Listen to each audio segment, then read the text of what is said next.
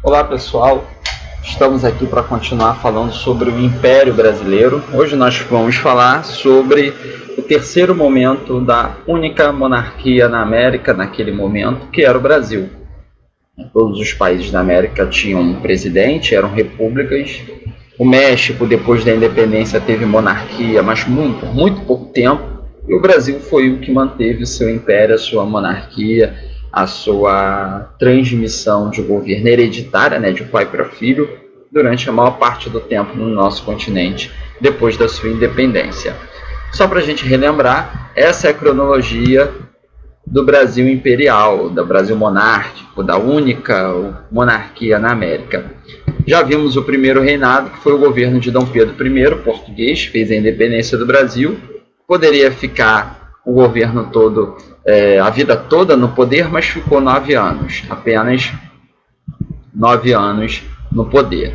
Em 1831 ele larga o trono e deixa o filho dele, que só tinha 5 anos de idade, menor de idade, não poderia assumir o trono, e assim assume o trono os regentes, os representantes desse rei. Foram 9 anos, três regentes, regência trina, depois regência una, um regente, e os representantes do imperador, que também ficaram 9 anos no poder, ou seja, também um período de muita instabilidade, muitas revoltas, como nós já vimos anteriormente. E aí o terceiro, em 1840, Dom Pedro II antecipa a maioridade, é chamado golpe da maioridade, e ele assume o poder com 14 anos de idade. Começa assim o segundo reinado. Vejam só, é essa parte aqui na nossa linha do tempo que está de vermelho. O segundo reinado foi o governo de Dom Pedro II. É diferente dos outros, é o período que dura mais tempo, ele fica 49 anos no poder. Como vocês podem perceber, de 1840 a 1889. É um período mais longo, portanto nós vamos ficar mais aulas falando sobre esse período que é o segundo reinado. Hoje, temos aí uma imagem do jovem imperador que assume o trono aos 14 anos de idade, depois do velho imperador que começa a deixar o poder, a entrar em crise política na década de 1880, Em 1889 ele sofre um golpe do exército e deixa o poder, mas nós ainda vamos chegar lá. Vamos falar do início desse segundo reinado, e hoje nós vamos falar basicamente de duas coisas. Por que foi um período que durou mais tempo do que os outros dois períodos anteriores? Por que foi um período de estabilidade? Por que esse período aconteceu que nos outros períodos não aconteceram? E um pouquinho das regiões, das principais regiões econômicas no Brasil, com o advento da produção de um novo produto que fez o Brasil despontar no mercado internacional, na produção e na exportação desse produto.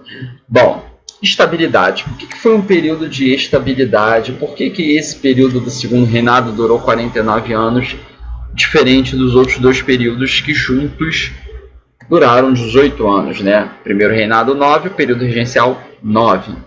Primeira coisa foi o parlamentarismo brasileiro, que foi chamado de parlamentarismo às avessas. O parlamentarismo brasileiro, é o parlamentarismo do lado do avesso, era diferente do parlamentarismo inglês, por isso que ele foi chamado o parlamentarismo de cabeça para baixo ou do lado do avesso. Por quê? Porque o parlamentarismo inglês ele dava muita importância à atuação do povo, até hoje. Quem escolhe o parlamento é o povo, então é uma ação de baixo para cima. Já diferente do parlamentarismo inglês, o parlamentarismo brasileiro era de cima para baixo, ou seja, quem escolhia o primeiro-ministro era o imperador, nesse caso aí, Dom Pedro II. Então nós temos aí uma ilustração que representa, uma espécie de charge, representando o que era esse parlamentarismo. O imperador escolhia o primeiro-ministro, o imperador brasileiro, não era o povo que escolhia. E o que o imperador fazia? Ele alternava como primeiro-ministro alguém, né, do Partido Conservador e alguém do Partido Liberal. Ou seja, só existiam dois partidos no Brasil, o Partido Conservador e o Partido Liberal. Dom Pedro II agradava aos dois partidos. Ora escolhia para o ministério, né, para o ministro, para o primeiro-ministro, alguém do Partido Conservador, ora escolhia alguém do Partido Liberal. Então, a partir do momento que Dom Pedro II alternava no parlamento os dois partidos, existe a impressão de que ele está governando para todos. O Brasil só tem dois partidos. E ele dá a oportunidade dos dois partidos estarem no poder, se alternarem no poder. Isso diminui a instabilidade política, diminui a oposição, porque ele está agradando os dois únicos partidos que existiam no Brasil, e com menos oposição ele consegue ficar mais tempo no poder. Então, um parlamentarismo que tira o protagonismo popular, que dá ao imperador o poder de escolher o primeiro-ministro, e esse imperador alterna no poder, faz um acordo com os únicos dois partidos, alternando os dois partidos no poder, isso dá um grande período de tranquilidade para que ele pudesse governar sem oposição, sem insatisfação, tanto que o número de revoltas populares no segundo reinado é bem inferior ao número de revoltas populares do período regencial, que nós estudamos várias. E olha que foi o período que durou mais tempo, o segundo reinado. E também, em caso de oposição, o aparato, e aí nessa charge nós temos representado aqui nessa imagem de baixo, o aparato da repressão era muito grande.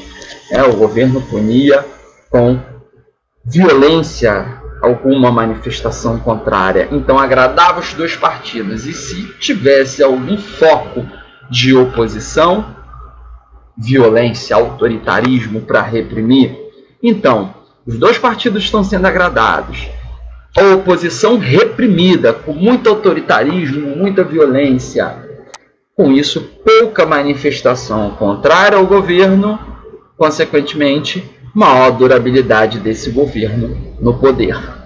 E um terceiro fator que contribuiu para o poder, a continuidade, a durabilidade, os 49 anos de segundo reinado, diferente dos períodos anteriores, foi que nesse momento, diferente dos outros momentos, o Brasil vivia um grande sucesso na economia, graças ao advento do café. O Brasil se torna o maior produtor e exportador mundial de café, concentrando essa produção na região sudeste, que tinha um solo, clima favorável para isso. Só para a gente ter uma noção, nessa tabela, o Brasil, aqui no primeiro reinado, o açúcar era nosso principal produto. Aí nós temos o percentual de produção dos principais produtos brasileiros, 30% das nossas exportações era de açúcar no primeiro reinado, era o nosso principal produto. O café ainda não era, porém o nosso açúcar sofreu uma grande concorrência internacional do açúcar, principalmente de Cuba e de Porto Rico. No período regencial, o café já está aqui, como vocês podem observar, começando o seu advento. Período de transição, se tornando o maior produto, o produto de maior exportação do Brasil. Mas ainda é esse período de transição e período ainda das consequências da crise econômica do primeiro reinado.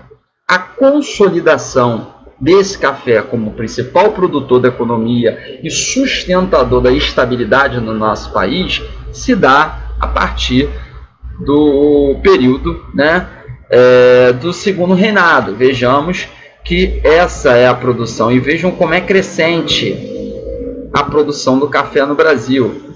41% das nossas exportações era de café, depois quase 49%, deu uma pequena reduzida, mas depois nós temos um aumento cada vez maior da produção do café no nosso país, da ocupação do café diante dessa totalidade das exportações de todos os produtos no Brasil.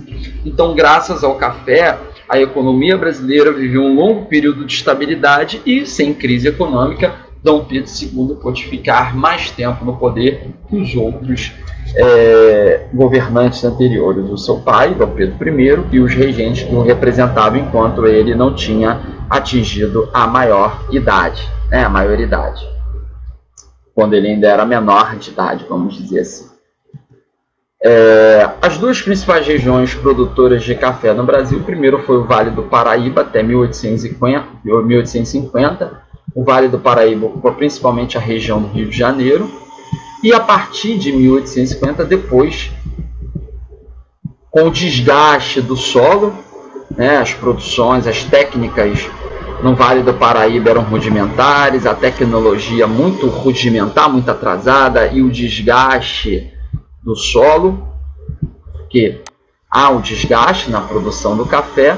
O Oeste Paulista, que tinha uma grande disponibilidade de terras, pôde despontar com uma maior produção de café no nosso país e ainda dispondo de técnicas mais modernas, de uma tecnologia mais avançada e uma mentalidade de produção mais empresarial, diferente do Vale do Paraíba, que usava um modelo de produção muito parecido ainda da época da colonização. E olha que o Brasil não era mais colônia de Portugal, certo? Os produtores do Oeste Paulista já tinham uma mentalidade mais republicana, afinal o Brasil era o único país da América que não tinha presidente. Então eles vislumbravam e desejavam para o Brasil uma presença de um governo mais moderno. E os produtores do Vale do Paraíba ainda eram presos à ideia de monarquia, a defesa da única monarquia da América, tinha escravidão.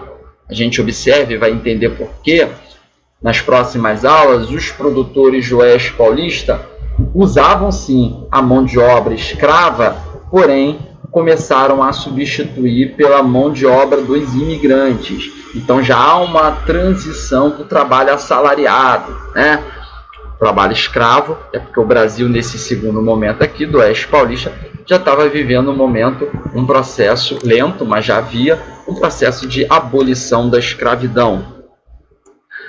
Havia uma dificuldade de escoamento do café para os portos no Vale do Paraíba, porque eles usavam como meio de transporte as mulas. E aí o lucro do café foi utilizado no Oeste Paulista para a implantação de ferrovias, para uma certa urbanização também. Então isso também contribuiu para modernizar e agilizar o escoamento do café até os portos. Foi um investimento que futuramente trouxe bastante dividendos e lucros econômicos para a região do Oeste Paulista. Ok? E aí, como eu já tinha falado, a mão de obra escrava no Vale do Paraíba e a mão de obra incentivada para a vinda de imigrantes europeus assalariada no Oeste Paulista, que também usou escravo, mas começou uma transição para a mão de obra assalariada. E a gente vai entender por quê. E isso, adiantando, se deve à aprovação de leis que foram promovendo o processo de abolição da escravatura no Brasil. Lento, mas que isso começou a acontecer a partir de 1850. Bom, na próxima aula a gente continua o estudo do Segundo Reinado no Brasil.